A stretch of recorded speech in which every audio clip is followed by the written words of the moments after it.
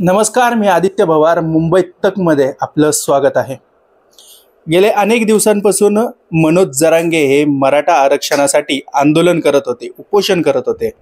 गेले 4-5 दिवसापासून ते आझाद मैदानावरती उपोषण त्यांनी सुरू केलं होतं आणि प्रामुख्याने मागणी होती ती ओबीसी मधून त्यांना मराठ्यांना आरक्षण मिळावं. आणि आज त्यांच्या या आंदोलनाला यश मिळालेलं आहे. सातत्याने हे आरक्षण ओबीसी मधनं देऊ नये यासाठी प्रोफेसर लक्ष्मण हाके यांनी वारंवार प्रयत्न केलेले आहेत, पाठपुरावा केलेला आहे आणि सरकारवर टीकाही केलेली आहे. मात्र आता सरकारने हा जो निर्णय दिलेला आहे याबाबत लक्ष्मण हाके यांना काय वाटतंय? आपल्यासोबत लक्ष्मण हाके आहेत, अभ्यास चालू आहे त्यांचा. काय सांगा? खरं तर ओबीसी आरक्षणाचा नरडीचा घोट या जी द्वारे घेण्यात आला आहे असं माझं म्हणणं आहे. या जी मध्ये जे वर्डिंग आहे ते वर्डिंग 2004 तत्कालीन सुशीलकुमार शिंदे यांच्या गव्हर्नमेंटनं जो जी काढला होता त्या जी मध्ये आजच्या जी मध्ये फार काही फरक नाही. पण यांनी जी एक समिती गठीत केलेली आहे, एक ॲफिडेव्हिट द्वारे जर कुणाची डॉक्युमेंट सापडत नसतील तर त्यांच्या नातेवाईकांना आणि जवळच्या माणसांचा सर्टिफिकेटचं ॲफिडेव्हिट त्या व्यक्तीने जर दिलं तर त्या आधारे त्यांना सर्टिफिकेट इश्यू करण्याचा निर्णय घ्यावा असं जे म्हणलेलं आहे. या गोष्टीद्वारे, या एक्झर्शनद्वारे आज रोजी ओबीसीचं आरक्षण संपलेलं आहे. मुळात हे झालं जी आरचं स्वरूप, पण हा जी आरच मुळात मला जेवढा कायदा कळतो हा जी आर मुळात संविधान विरोधी आहे. हा जी आर राज्य सरकारला असा जी आर काढण्याचा अधिकार नाही. यापूर्वीच्या सुप्रीम कोर्टांच्या अनेक जजमेंटच्या निर्णयांचं उल्लंघन करणारा हा जी आर आहे. आणि या जी आरद्वारे, हा जी आर नसून हा ओबीसीचं आरक्षण संपवणारा हा काळा कागद आहे. याचं आम्ही उद्या या जी आरचं दहन सुद्धा करू. दहन करून प्रश्न सुटणार नाही. काय, कोणाची चूक वाटते यामध्ये? यामध्ये ज्यांच्यावरती या महाराष्ट्रातल्या बॅकवर्ड कम्युनिटींच्या बाबतीत इथल्या संविधानानं, इथल्या मंडल आयोगाच्या शिफारशीनं जो बलुता, आलुता, भटक्या विमुक्त जाती जमाती किंवा शोषित वंचित पीडित लोक आहेत, ज्यांना सामाजिक मागास म्हटलं जातं, त्या लोकांचं आरक्षण 1994ला मिळालं होतं. ते 2004च्या जी आरद्वारे डॅमेज झालं आणि 2025ला ते संपुष्टात आलं. एवढं मी तुम्हाला अगदी जबाबदारीनं सांगेन. अगदी सुरुवातीपासून या गोष्टीला तुम्ही विरोध करत होते, सरकारचा पाठपुरावा करत होते. मात्र सरकारने ओबीसीचं म्हणणं न ऐकता दबावाखाली आले असं वाटतंय का? सरकार हतबल होतं. एका चौथी पास कार्यकर्त्याच्या म्हणजे मनोज जरांगेंच्या दबावाला हतबल झालं आणि त्यांनी ओबीसीचं आरक्षण आज रोजी संपवलं असं मी खूप जबाबदारीनं मला महाराष्ट्रातल्या ओबीसींना, भटक्या विमुक्त जाती जमातीच्या लोकांना सांगावंच वाटतं. हैदराबाद गॅजेट जो सरकारने मान्य केलेला आहे, काय सांगतो? हैदराबाद गॅजेटमधल्या कुठल्या नोंदी आहेत आणि त्या नोंदीद्वारे मराठ्यांना सामाजिक मागास ठरवा असं कुठंही इथलं संविधान, इथला कायदा, इथलं न्यायालय असा गव्हर्नमेंटला असा निर्णय घेण्याचा अलाव करत नाही. तसा त्यांना अधिकार नाही. तो अधिकार स्टेट बॅकवर्ड कमिशनला आहे, त्याच्या पुढे जाऊन सेंट्रल बॅकवर्ड कमिशनला आहे. इथं स्वायत्त न्यायिक संस्था आहेत. गव्हर्नमेंटला असं कुठलंही एक्झर्शन करण्याचा अधिकार नाही. अधिकार नसतानाही सरकारने हा निर्णय पास केलेला आहे. कमिटी बसवली, यापूर्वी शिंदेने बसवली, आता उपसमिती आहे. काय उपसमितीनं बायस काम केलेलं आहे. उपसमितीनं तटस्थ राहण्याऐवजी उपसमितीनं ओबीसीच्या आरक्षणाच्या नरडीचा घोट घेतलाय. हे मी खूप जबाबदारीनं बोलतोय. आणि मुळात आरक्षणाचा जो हेतू आहे संविधानाचा, डॉक्टर बाबासाहेब आंबेडकर, महात्मा ज्योतिराव फुले, राजर्षी शाहू महाराज किंवा तत्कालीन विचारवंत, तज्ज्ञ, संविधान लिहिणारी माणसं, आता माझं म्हणणं आहे ओबीसीनी आता आपला परंपरागत शेकडो वर्षाचा जो पेशा होता तो पेशा परत पत्करावा. आपण आता मागं गेलेलो आहोत. आता आपल्या कटघऱ्यामध्ये मस्तवाल, उन्मत्त आणि सशक्त घोडे आलेले आहेत. त्यामुळे आत्ता शाहू महाराजांच्या त्या उदाहरणाद्वारे आता आपण दमन होऊन, शोषण होऊन आपण आता बाहेर पडू. या व्यवस्थेमधून. याचा काय इम्पॅक्ट पडू शकतो ओबीसी वरती? याचा इम्पॅक्ट एमपीएससी देणाऱ्या मुलांवरती, रिक्रुटमेंटमध्ये स्पर्धा परीक्षा देणाऱ्या मुलांवरती, उद्या पंचायत राजच्या निवडणूक आहे तिथं सरपंच पदापासून ते महापौर पदापर्यंत कॉम्पिट करणाऱ्या गावगाड्यातला सुतार, लोहार, कुंभार, बेडर, रामोशी, हटकर, धनगर, सनगर, वंजारी, माळी, साळी, कोळी, तेली या लोकांचं डायरेक्ट प्रतिनिधित्व संपुष्टात येणार आहे. कारण या राज्यकर्त्या जमातीच्या स्पर्धेमध्ये बलुता आलुता अजिबात टिकणार नाही. कारण इथले पक्ष हे मराठ्यांचे आहेत, इथले आमदार खासदार हे मराठ्यांचे आहेत, महाराष्ट्राचा गाडा शकट राजशकट हा मराठ्यांच्या मालकीचा आहे, इथल्या पक्षांची मालकी मराठ्यांची आहे. त्यामुळं हे संविधान विरोधी आहे, हे सुप्रीम कोर्ट विरोधी आहे, हे आयोगांच्या निर्णयाविरोधी आहे आणि ओबीसीचं आरक्षण आज रोजी संपलेलं आहे. हे खूप कळकळीनं, खेदानं, दुःखानं मी महाराष्ट्रातल्या ओबीसी समोर मी मान्य करतोय.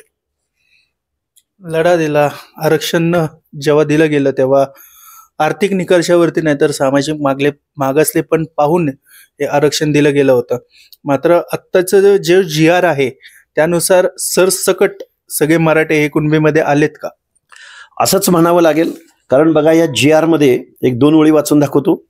प्रतिज्ञापत्राच्या आधारे दिलेल्या अनुषंगिक पुराव्याचे सक्षम प्राधिकारी यांनी स्थानिक चौकशी करून खातरजमा करून स्थानिक चौकशीमध्ये संबंधित जातीचा दावा करणाऱ्या व्यक्तीचे गावातील, कुळातील, नातेसंबंधातील व्यक्तींना कुणबी जातीचे प्रमाणपत्र मिळाले असल्यास, म्हणजे एका गावात एका माणसाला जर कुणबी सर्टिफिकेट काढला असेल, त्यानं जर ते अफिडेव्हिट इतरांना दिलं तर गावातल्या सगळ्या लोकांना हे कुणबी सर्टिफिकेट मिळणार आहे. म्हणजे सरसकट मराठे ओबीसी मध्ये आलेले आहेत असं मी या GRचा अर्थ काढू शकतो. यात आर्थिक वगैरे त्यात काहीच काय संबंधच उरला नाही ना. आर्थिक तुम्ही चाळणी परीक्षा न देता डायरेक्ट तुम्ही बॅकडोअर दरवाजा मोडून भगदाड पाडून आत आलेले आहात. आता कुठला निकष आणि कुठलं काय? सरकारला काय सांगणे? सरकारला काहीच नाही. सरकार पुढे आम्ही हतबल आहोत, नाराज आहोत. मायबाप सरकारनं, ओबीसीचा DNA म्हणणाऱ्या सरकारनं आमचं आरक्षण संपवलेलं आहे. हे मला दुःखानं, खेदानं नमूद करावंसं वाटतं. मी सरकारला याच्या उपर काही बोलणार नाही. न्यायिक काय PIL वगैरे दाखल करून प्रभावित व्यक्तींनी, ओबीसीच्या संघटनांनी, नेत्यांनी पुढे येऊन या GRला स्टे कसा देता येईल ही एक न्यायिक भाग आहे. आणि आम्ही रस्त्यावरची लढाई लढतो आहोत. आमच्यावर हल्ले होत आहेत, आम्हाला बदनाम केलं जातंय, आम्हाला दहशतवादी ठरवलं जातंय, गावागावामध्ये बहिष्कार टाकले जात आहेत. त्यामुळं आम्हाला जेवढं जमतंय आमच्या मजदुराप्रमाणे तेवढं काम करायचा प्रयत्न करतोय. बाकी ओबीसीनं आता आपला परंपरागत व्यवसाय पकडा, धोब्यानं आपलं काम पकडा, नाभिकांना आपलं काम करायला चालू राहू द्या, लोहारानं भाता बिता काय बिंजलेला बाहेर काढा, मेंढपाळानं मेंढरं घ्या, अजून 2 खंडी मेंढरं करा. MPSC देऊ नका. तुम्ही आता पंचायतीमध्ये पंचायत समिती, सरपंच बिरपंच होऊ नका. तुम्ही आता आपल्या आपल्या परंपरागत व्यवसायाकडे चला. कारण तुम्ही रस्त्यावर येत नाही येत. किती समजावून सांगायचं, संविधान किती समजावून सांगायचं, हक्क अधिकार किती समजावून सांगायचे. आतडं तुटूस तर तुमच्या भागात फिरायचं, रोज शेकडो किलोमीटरचा प्रवास करायचा. ना कोणी बोलायला तयार आहे, ना कोणी हे समजून घ्यायला तयार आहे.